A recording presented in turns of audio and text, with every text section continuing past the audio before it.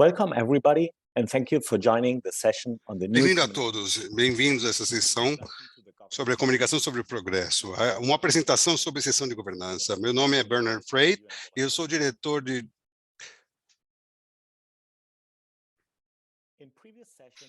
Nas sessões anteriores, nós fornecemos uma introdução sobre a estrutura geral na forma de um questionário. Esse questionário sobre a comunicação sobre o progresso é organizado em 5 sessões: governança, direitos humanos, direitos trabalhistas e anticorrupção. Nessa sessão, nós vamos mergulhar mais na governança. Essa sessão tem uma visão diagonal do sistema de uma empresa para organizar a estrutura e os processos. Antes de passarmos para a sessão de governança, é importante notar o seguinte: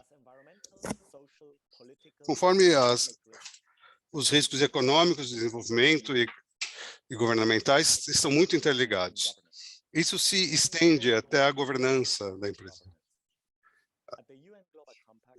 No Compacto das Nações Unidas, temos uma visão holística sobre a transformação da governança. Isso é um princípio, uma filosofia principal, e não é um princípio líder, e que faz com que as empresas sejam mais éticas, inclusivas e transparentes. Isso significa transformar a inclusão, a transparência. Essa abordagem inclui 3 dimensões: a governança corporativa, a sustentabilidade de governança. Muitos desses elementos se refletem não somente na sessão de governança, mas ao longo de todo o questionário do progresso da comunicação. Perguntas sobre e também inclui questões sobre o progresso de governança. Dentro de cada uma das partes dessa sessão, existem categorias diferentes que abordam os processos e as políticas que demonstram o compromisso de uma empresa nos tópicos de sustentabilidade de uma empresa. Os esforços dedicados para se evitar o impacto ambiental incluem indicadores de desempenho e os mecanismos de registro, refletindo também as lições aprendidas. A sessão de comentários da sessão de governança inclui perguntas em torno de 5 temas principais: envolvimento da diretoria sênior, compromissos publicamente assumidos e estruturas formais para tratar questões de sustentabilidade. Esses elementos são importantes porque eles são medições que podem demonstrar uma boa governança na empresa, que pode levar a uma boa sustentabilidade. A gerência sênior toma a responsabilidade por concluir essa missão em todos os níveis da empresa. Sem o envolvimento dela, nenhuma das partes consegue levar as metas de sustentabilidade. E a responsabilidade dessa parte envolve tanto atitudes internas como externas. Essas declarações publicamente admitidas envolvem os princípios que regulam os comportamentos, por exemplo, dos gerentes e dos funcionários, com níveis mínimos de conformidade. As empresas devem dedicar e contratar grupos ou indivíduos responsáveis por alcançar essas metas. Fazer isso normalmente cria uma estrutura formal para que se alcancem essas metas. Criar uma estrutura de governança global gera responsabilidade e controle, e também uma melhor maneira de controlar os lucros no curto prazo, no longo prazo.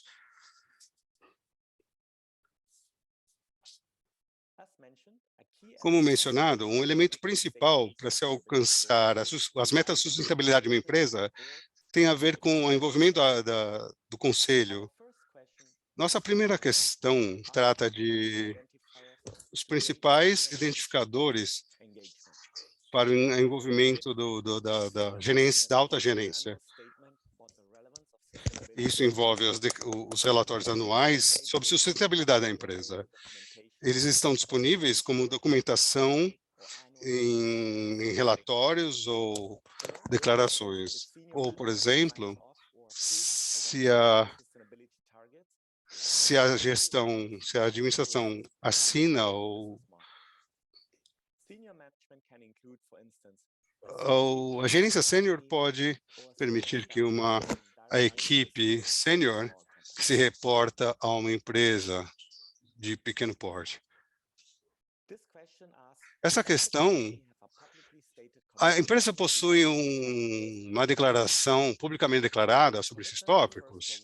Esse compromisso tem a ver com as responsabilidades, os compromissos ou expectativas em que as empresas identificam as oportunidades, que tem a ver com investimentos e serviços, mitigação de impactos negativos e incidentes, fornecendo um processo de progresso para tratar dessas questões.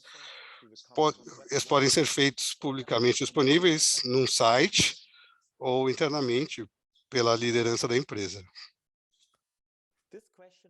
Essas perguntas a empresa possui um sistema sobre tópicos de sustentabilidade. Outra maneira de se alcançar esses temas são um código de conduta descreve os princípios e os padrões que todos os funcionários devem, em nome da empresa, devem adotar. Os valores da empresa é um compromisso com conduta ética, sistemas de controle e processos também. Esses códigos de conduta podem variar de simplesmente o foco dos funcionários, dos fornecedores, etc. Os códigos de conduta podem incluir a missão, as declarações, incluindo direitos, práticas internas e externas, benefícios e processos disciplinares.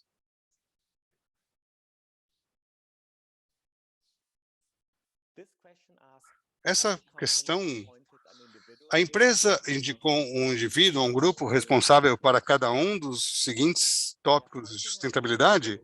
Ao indicar um grupo ou pessoa para cada tópico, a empresa cria um mecanismo de responsabilidade para permitir políticas de sustentabilidade e praticar políticas e administrá-las quanto aos seus impactos. Isso pode ter o chefe, o diretor de sustentabilidade, a contabilidade. Essa questão, essa empresa tem uma estrutura formal para abordar cada um dos temas de sustentabilidade a seguir. Um comitê dentro da empresa ou o departamento de sustentabilidade vai ser responsável por essa estrutura. As estruturas anteriores oferecem apoio para questões de sustentabilidade ou sociais, para abordar diversos processos. Para as empresas, temos sistemas menos formais ou com menores requisitos do que grandes empresas, o que pode adotar formas diferentes, pode ter formatos diferentes. Na seção de prevenção da governança, tem dois tópicos principais: o processo de avaliação de risco e o processo de due diligence.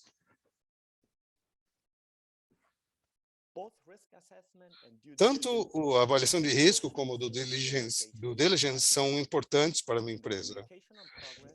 No progresso de comunicação, a avaliação de risco foca em como as questões de sociabilidade afetam uma empresa e aborda os riscos às empresas, que incluem riscos financeiros, riscos operacionais, riscos de transações, riscos ambientais e riscos estratégicos também. Por exemplo, um risco ambiental pode ser a falta de água que segue uma região com alto estresse hídrico. Essa falta de água pode levar a riscos operacionais que afetam o processo de produção de uma empresa. Isso está conectado com um processo de due diligence que, alinhado com o processo das Nações Unidas sobre o progresso, o potencial e a mitigação de impactos negativos sobre pessoas e meio ambiente. para um processo de due diligence pode identificar se e como o consumo de água de uma empresa em áreas com alto estresse hídrico afeta negativamente as comunidades, meio ambiente, e como esse impacto pode ser evitado ou mesmo mitigado. Essas definições do Mike, essa pergunta tem a ver com se a empresa tem um processo para se avaliar o progresso da empresa. Por exemplo, há uma avaliação de como os aspectos sociais afetam os resultados da sua empresa. E afetam somente o da empresa ou, idealmente, afetam também a cadeia de valor, e que inclui não somente os fornecedores, como os consumidores, as comunidades e outras relações comerciais. Caso uma empresa tenha avaliação de riscos em relação aos fornecedores e outras relações comerciais, e responder sim, essa pergunta levará a uma pergunta de acompanhamento sobre se esses relacionamentos foram revisados com relação aos direitos humanos, emprego, meio ambiente e anticorrupção, que podem ser muito severos.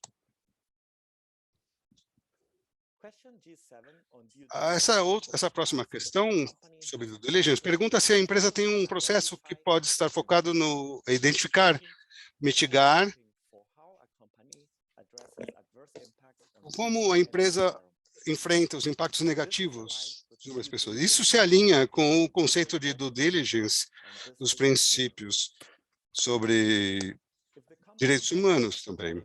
Se a empresa perguntar se tem um processo de due diligence, ela deve responder se tem um método para responder, como tratar de sustentabilidade, emprego, due diligence e outras questões irão surgir. Por exemplo, é relevante para a empresa avaliar fornecedores suppliers tier 1 que a empresa considera estarem expostos a passivos de direitos humanos no processo.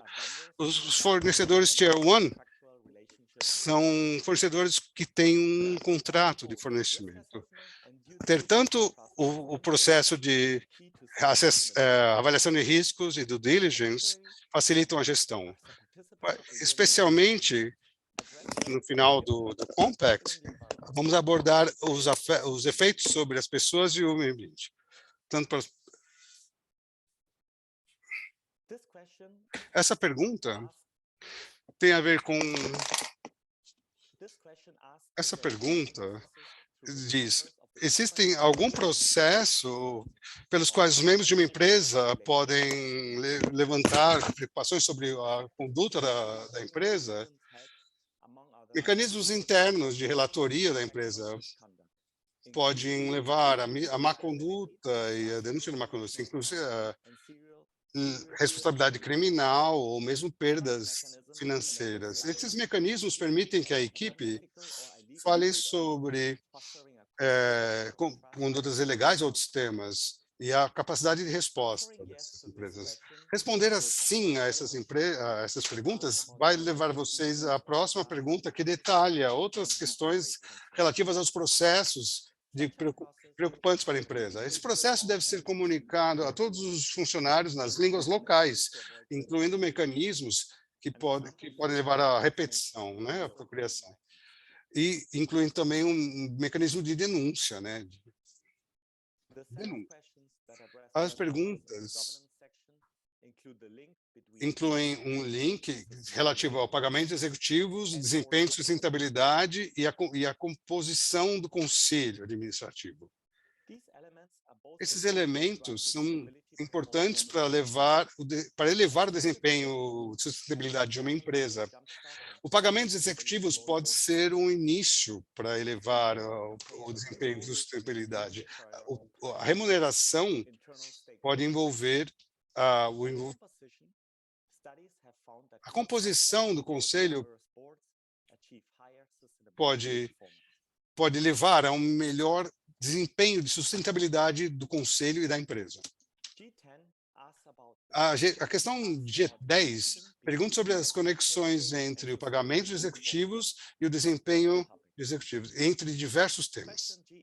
A questão G11 pergunta sobre a diversidade de gêneros, a filiação de funcionários, e não é aplicável se não possui um conselho ou se ela não coleta essas informações, e também por motivos jurídicos, ou também por motivos jurídicos.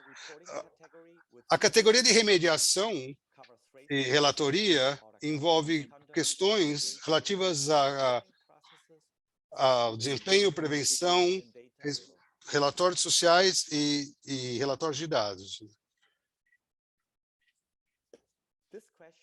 Essa questão tem a ver com como a empresa aprende as lições sobre tópicos de sustentabilidade. Isso pode inspirar mudanças na empresa que podem melhorar esses impactos no futuro. As lições aprendidas podem vir das lições da empresa e suas relações comerciais, ou de retornos governamentais ou de parceiros. Aprendendo dos erros do passado, podemos melhorar o desempenho futuro.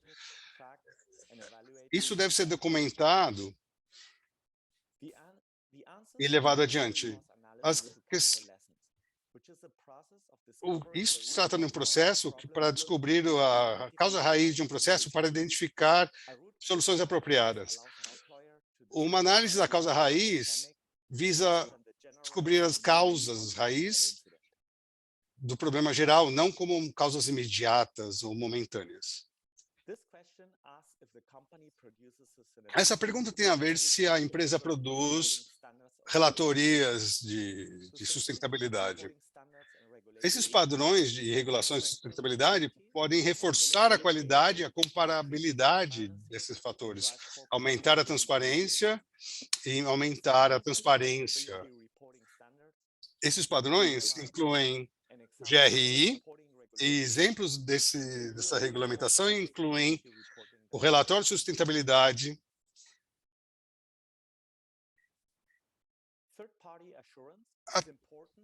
a participação de terceiros, né? É importante para aumentar a confiança sobre essas divulgações. Essa pergunta também tem a ver com se as informações divulgadas podem ser garantidas por terceiros. A garantia de terceiros é muito relevante, mas ela não é exigida para se fazer esse processo. Essa garantia externa é importante para que os provedores de serviços externos possam garantir garantia. Pois algumas empresas podem estar garantindo algumas métricas e não outras, e garantir algumas métricas num limite limitado e outras em limite ilimitado. De forma para responder a quaisquer dúvida que vocês possam ter sobre essas questões. Muito obrigado por ouvirem nossa exposição hoje.